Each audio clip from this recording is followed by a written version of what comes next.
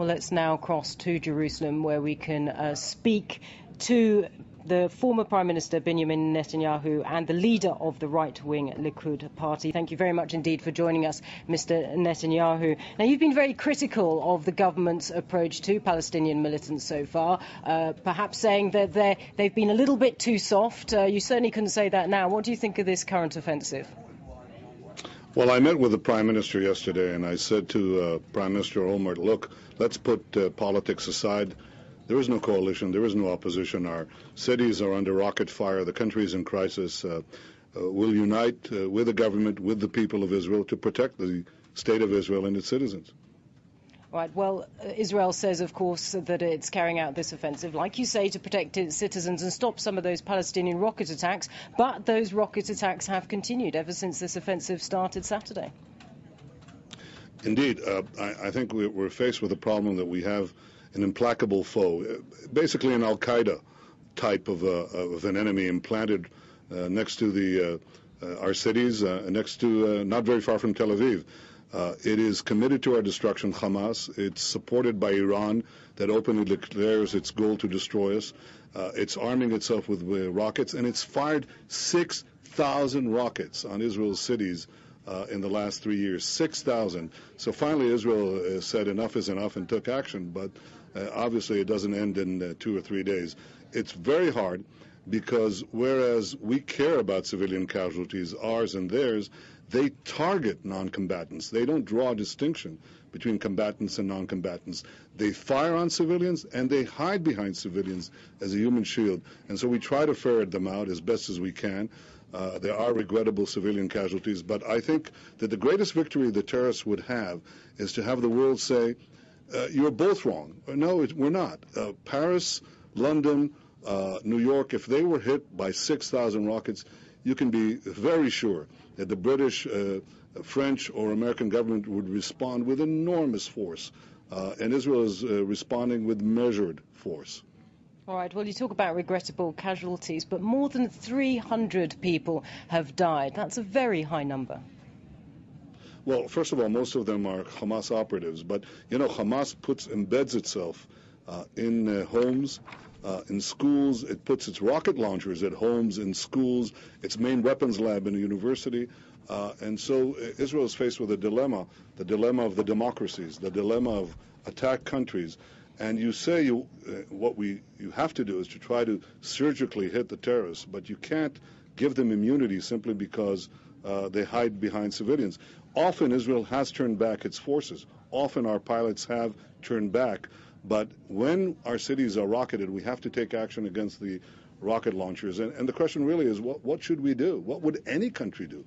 If you had 6,000 rockets, right now, I assume you're talking to me, Natasha, from Paris. Now imagine you're going to hear an air raid siren. You have 30 seconds, to get into a shelter. And this happens day in, day out, week after week, month after month, for 3 years, 6,000 rockets. You know that the French government would take action. You know that in London the British government would take action. And you know that Israel has to take action. I think the world has to support Israel and not let the terrorists get away with this false symmetry between the attacker and the attacked. All right, well, you say the world has to support Israel, but doesn't Israel risk finding itself extremely isolated on this? You've got the UN calling for a ceasefire. Several other countries have, of course, backed that call. I mean, it could be a risky position for Israel to be taking. Well, undoubtedly. I mean, anytime you take action, there is a risk. But I think the greater risk is just to sit there and absorb terrorist rockets. What can you do? We had thousands and indeed dozens in the day that preceded this action. So the government really doesn't, in this case, have a choice. And the important thing is that I think that we in Israel are united on this. And more importantly, and this is my main point, the international community now has a choice. It can put a stop to this deplorable tactic of the terrorists to attack civilians, hide behind civilians, and then elicit sympathy for the action that is taken against them when they're embedded in civilians. I think that if the international community doesn't take this action, then the terrorists will do it again and again and again. And by the way, they won't just do it to us. They'll do it to you too. All right, let's widen this out a little bit, Mr. Netanyahu. And in a moment, I will bring in our international affairs editor, Armin Georgian. But I wanted to ask you, there are elections in Israel next February. You'll be running for Prime Minister. Now, if this operation succeeds in weakening Hamas, that could be good news for the ruling Kadimah party, but potentially very bad news for yourself and the Likud party. I'll be very happy if Hamas stops firing rockets on Israel. And I'll be very happy if we eliminate the threat of Hamas altogether. And this is something that transcends politics. It's just impossible to continue to live like this with an Iranian-sponsored terrorist base at your doorstep. So I think this is a question beyond politics. It has to do with our security and with our future, and it really does unite the overwhelming part of the Israeli society. All right. Well, let me now pass you over to our international affairs editor, Armin Georgian. Mr. Netanyahu, hello. I wanted to ask you about your vision of an alternative to the two-state solution. You've been floating that in the last few months. You've spoken about setting up economic cooperation zones in the West Bank. Can you explain that to us?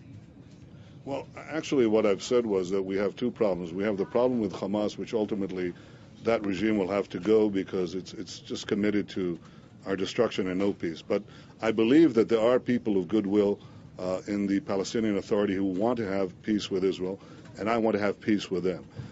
I'm not sure that we're ready right now for a final political settlement, although I'll continue political negotiations with the Palestinian Authority on the West Bank.